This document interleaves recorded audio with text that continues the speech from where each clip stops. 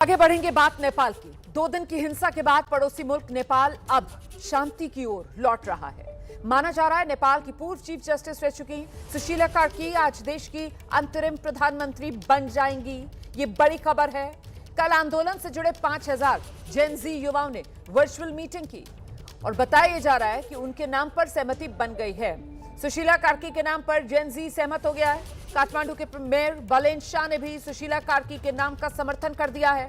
उन्होंने कहा कि अब देश अंतरिम सरकार के पास जा रहा है जो देश में नए सिरे से फिर चुनाव करवाएगी। लेकिन सुशीला कार्की के लिए ये जो राह है वो इतनी आसान नहीं, क्योंकि जेन जी में भी एक नहीं बल्कि अलग अलग गुट बने हुए हैं और सेना प्रमुख अब इन अलग अलग गुटों से मुलाकात कर रहे हैं, सबको सहमत करने की कोशिश कर रहे हैं सुशीला कार्की के नाम पर। इसीलिए कहा जा रहा है कि अगर सुशीला कार्की प्रधानमंत्री बन भी जाती हैं तो भी नेपाल की सत्ता में सेना जेन जी का प्रभाव रहेगा और सुशीला कार्की हो सकता है महज एक कठपुतली प्रधानमंत्री ही बनकर रह जाए।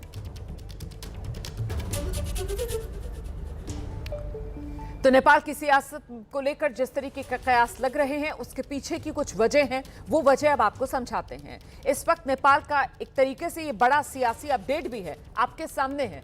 सेना प्रमुख अशोक राज सिंहदेल की आज मीटिंग हो रही है। जनरल सिंहदेल 12 अन्य समूहों से मुलाकात कर रहे हैं और ये समूह असली जेन जी होने का दावा कर रहे हैं। इनमें राजशाही समर्थक और अन्य समूह भी शामिल हैं।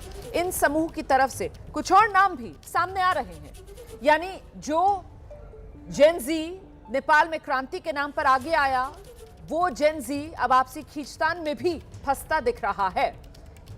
नेपाल में जो हिंसा हुई है, लूटपाट हुई है, इसके लिए युवाओं का एक गुट उसी को जिम्मेदार माना जा रहा है।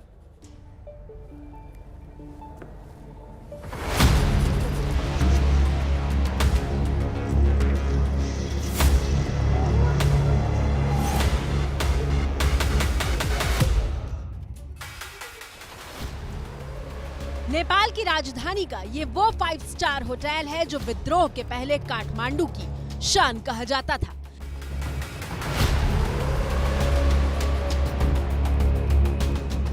काठमांडू एयरपोर्ट से सिर्फ 10 मिनट की दूरी पर बना 172 कमरों वाला आलीशान हिल्टन होटल ऐसी तकनीक से बनाया गया था कि उस पर 8 तीव्रता के भूकंप का भी असर न हो, जिसके हर कमरे से काठमांडू के खूबसूरत पर्वत का नजारा दिखता हो।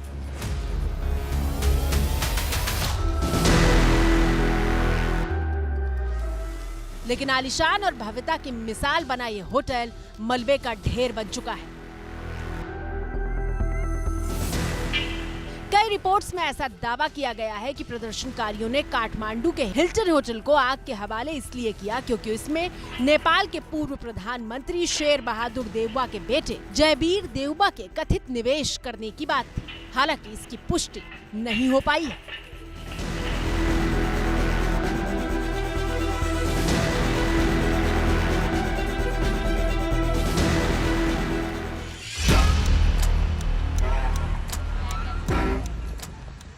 सिर्फ 5 स्टार होटल की आहुति नहीं ली गई, बल्कि कार के बड़े बड़े शोरूम को भी नेस्ता नाबूद कर दिया गया। टोयोटा से लेकर सुजुकी तक के शोरूम में खड़ी महंगी महंगी गाड़ियों को मिनटों में आग के हवाले कर दिया गया।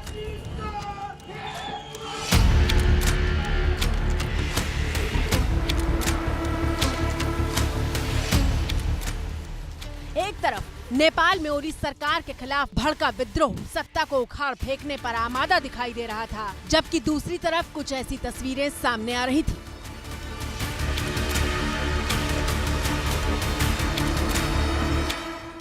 ये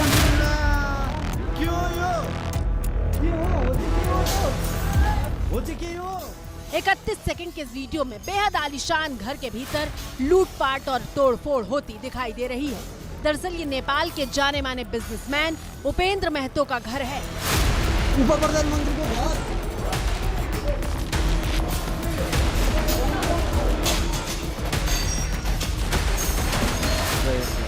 मॉस्को में रहने वाले उपेंद्र महतो को नेपाल का तीसरा सबसे अमीर व्यक्ति कहा जाता है।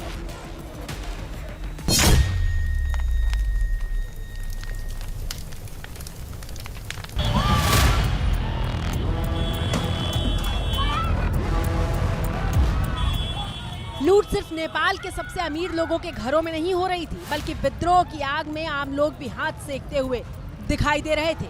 शॉपिंग मॉल से लेकर दुकानों के शीशे तोड़कर सामान की लूटपाट को अंजाम दिया जा रहा था।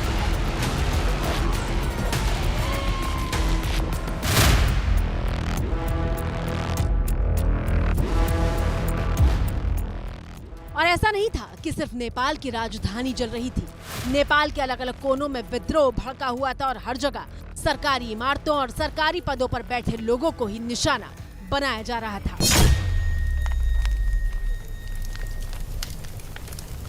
एक्सक्लूसिव तस्वीरें दिखा रही हूँ जो कि एबीपी न्यूज़ ग्राउंड जीरो पर पहुंचा हुआ है। ये आपको सामने घंटा घर नजर आएगा, जहां बीती शाम बड़ी संख्या में यहाँ के युवा आए और उन्होंने जो गाड़ियाँ यहाँ रखी थी उसको जला दिया, फूंक दिया। और ये तस्वीर आप देख सकते हैं। पुलिस लगातार, आर्मी मार्च कर रही है इस इलाके में और पूरे सड़क पर इस वक्त सन्नाटा पसरा हुआ है। टेलीकॉम, नेपाल का टेलीकॉम सेंटर है और यहाँ पर जब आग लगाई गई उसके बाद किस तरीके से पूरा काला स्याह नजर आ रहा होगा।